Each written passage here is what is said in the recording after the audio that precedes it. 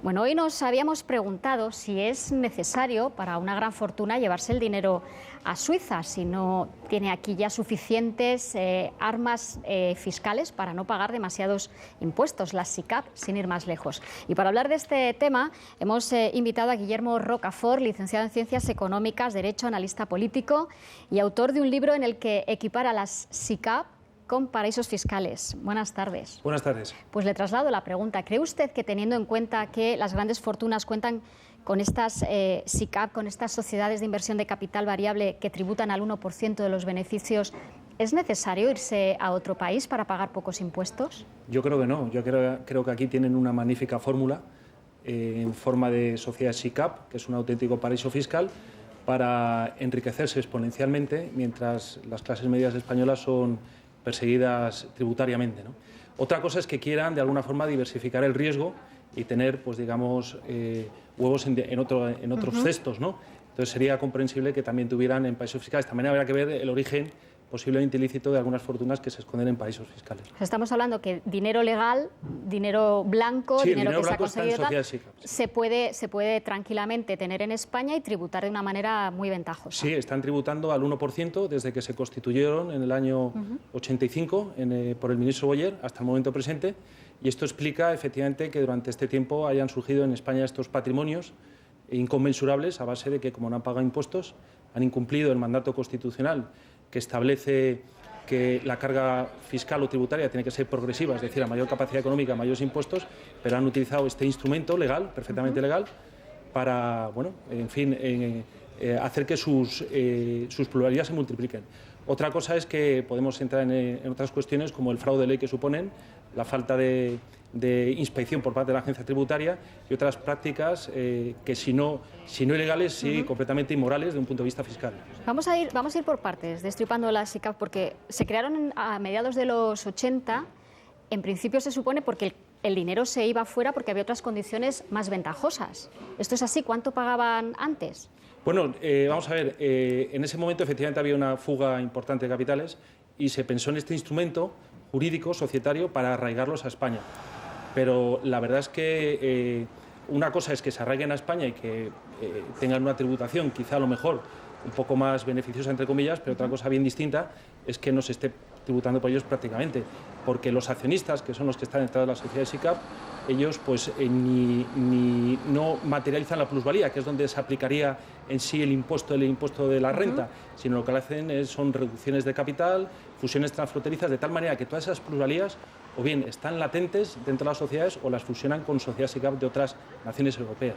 Vamos a aclarar que tributan al 1% los beneficios, pero que si un socio se sale de esa SICAP, con el cambio de ley que se hizo en 2006, tendrían que tributar ya pues como el IRPF entre el 21 o 20 y tantos. Bueno, es que aquí, digamos, lo que hacen las sociedades SICAP es utilizar todas las herramientas societarias, ¿no? Entonces, lo que han hecho hasta el año, creo que es 2009, es para recuperar parte de sus inversiones hacer reducciones de capital. Por lo tanto, no contribuyen por el IRPF, sino por las reducciones de capital, que es el 1%. Digamos, hasta que se aplicó una norma que de alguna forma intentaba evitar esto, pues ya digamos, ya habían retirado casi todo el dinero que necesitaban, ¿no? Y ahora se están poniendo, entre comillas, de moda lo que son las fusiones transfronterizas. En última instancia, el accionista de la sociedad SICAP lo que no quiere es que se materialice la plusvalía en España, porque en ese momento tributaría por el IRPF y tributaría pues un 50 y tantos %, ¿no? Pero en definitiva, digamos, lo que les hace es a estos accionistas de la sociedad SICAP, que además son sociedades de hecho unipersonales, porque la ley establece que tendría que haber un mínimo de 100 accionistas. Sí, esto le iba a preguntar. No cualquiera puede llegar y poner una SICAP. Hay unos requisitos, uno son tener 100 accionistas, 100 socios, y otro que un capital social sea mínimo que es aproximadamente 2,5 millones de euros. Entonces la ley de instituciones de inversión colectiva establece que tiene que haber un mínimo de accionistas de 100, pero no establece un reparto, digamos, proporcional entre ellos, de tal manera que utilizando testaferros, mariachis, es decir, accionistas que son empleados de los bancos, de las gestoras, de las comercializadoras, tienen cada uno una acción, pues así tenemos un accionista que tiene el 99,9% del capital social y el resto está, digamos, muy atomizado, de tal manera que el que manda la sociedad SICAP es el accionista. Esto en sí es un auténtico abuso de derecho. Es decir, y en eso ha habido muchas denuncias en este sentido. Lo que pasa es que, desgraciadamente, en España no tenemos un sistema administrativo supervisor ni tampoco judicial lo suficientemente eficaz para poner orden en este en este auténtico fraude de ley que existe con la sociedad SICAP en España. Pongamos que 100 pequeños contribuyentes suman esa cantidad, 2.400.000 euros, ¿se ponen de acuerdo? ¿Podrían hacer una SICAP para tributar menos? Bueno, es que para ese caso existen en sí los fondos de inversión. Los fondos de inversión, la ley de instituciones de inversión colectiva establece la sociedad SICAP y los fondos de inversión. Pero claro, un fondo de inversión no tiene las herramientas que tiene una sociedad, que es lo que hacen en la sociedad SICAP, utilizar esas posibilidades de reducción de capital. Le pongo un ejemplo. Un fondo de inversión, un inversor, pues digamos, quiere recuperar parte de su inversión, pero entonces tiene un valor de reembolso, y en ese valor de reembolso viene innatamente incluida la plusvalía. En cambio, las sociedades SICAP no, pueden hacer reducciones de capital que en los fondos de inversión existen. De hecho, el 99,99% de las sociedades SICAP son sociedades anónimas unipersonales o que corresponden a una familia. Pero vamos, aquí está, digamos, la élite en España, ¿no? Es decir, digamos, actores, directores de cine, personas de los medios de comunicación. Pues a esto iba. Quería rescatar precisamente algo que dijo el ministro de Hacienda la semana pasada en el Senado y que causó gran revuelo. Nosotros no hemos tenido aquí a nuestro Depardieu. No nos ha hecho falta Depardieu. ¿Sabe por qué? Porque algunos de nuestros famosos actores no pagan impuestos en España, señoría. Eso es lo que está pasando. Bueno, según lo que estamos comentando, tampoco les vendría mal pagar impuestos en España, porque podrían acogerse a esa situación ventajosa. Y luego, por otro lado, si alguien trabaja fuera, ¿no le queda más remedio que tributar fuera? ¿Esto es así? Bueno, vamos a ver, el concepto de la tributación va unido a la residencia, es decir, si hay una persona que tiene una residencia más de la mitad del año fuera de España, pues no estaría obligado a tributar en España. De hecho, pues tradicionalmente deportistas, actores, lo han hecho así, ¿no?